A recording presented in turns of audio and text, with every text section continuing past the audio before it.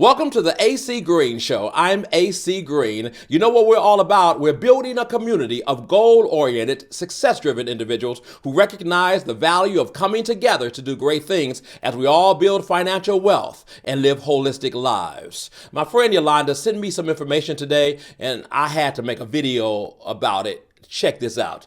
A scientific advisory committee had advised lowering limits on sugar and alcohol, citing health risks. But today, new U.S. dietary guidelines reject that recommendation to cut sugar and alcohol limits. You let that roll through your mind for a minute. Why would they do that? Here is why I believe they did it.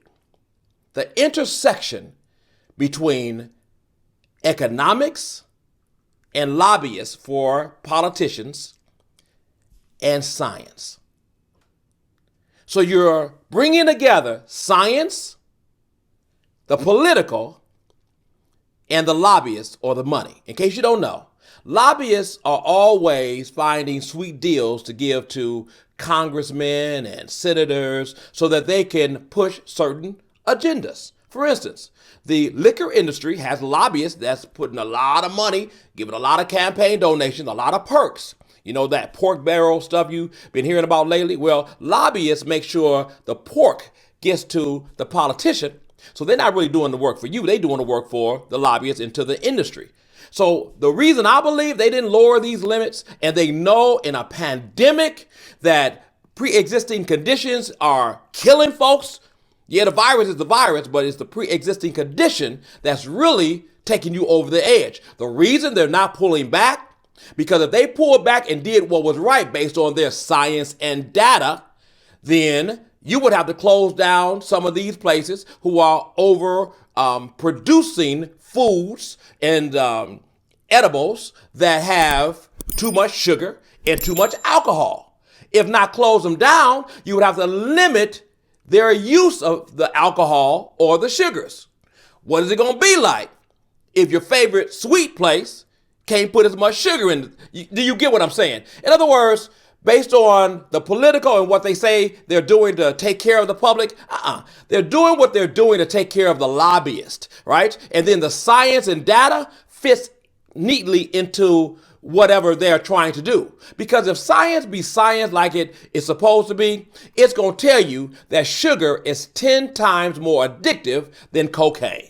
And they already know that. If the science be the science, they're going to let you know that more people die in this country because of the effects of alcohol consumption than of most other things that we attribute to their death. But they're not going to limit those things because it bothers their money. So whenever you get the impulse to believe that the political and the science and data attached to the political is working on your behalf, no. They're looking out for themselves and the industries that the lobbyists give them incentive to look out for. I want you to research what I'm saying. Just go new dietary guidelines. It should come up on Google. But I want us to understand that they're pushing agendas on us to get us to do certain things that put money in their pocket. Why would you limit sugars? And you know sugars are making us fatter. And obesity is the number one comorbidity or the number one pre-existing condition that is tanking people with this virus. You tell me. So every time I hear science and data or their science and data, I want to know who the hell science and data you're talking about. The same science and data that's always looking out for the political interest and the lobby interest. The same science and data that said, listen, take these black men to Tuskegee to an experiment, give them syphilis and see what happens. I don't trust their science and data. I don't trust it. That's why we need to search and research information for ourselves so we have a better idea of what's going on.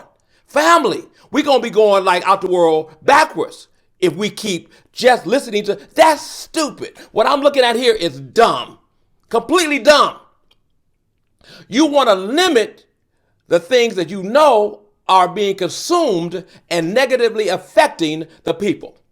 But if they put this out, if they would have said that we're going to limit, they don't have the power to limit it, but if their recommendation, if the science recommendation was to limit sugar and alcohol. That would make the standard change, and those little labels on the back of the packages would have to change. So now the producers of the foods and the liquor and the sugar industry would have to feel compelled to comply at some level to let you know some things. So they chose to take the political route and the lobbyist route and not place any limits at all in the heat of a pandemic. I want you to roll that over in your mind and let me know what you think. If I'm like Yolanda, you have a story you think I should make a video about, then you are free to just let me know. There's a ton of ways to get in touch with me. Just reply in comments and let me know you have a story.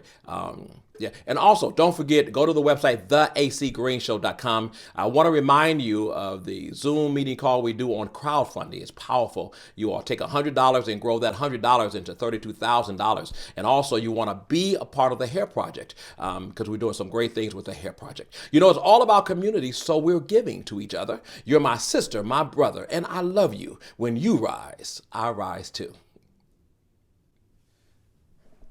It's all about community.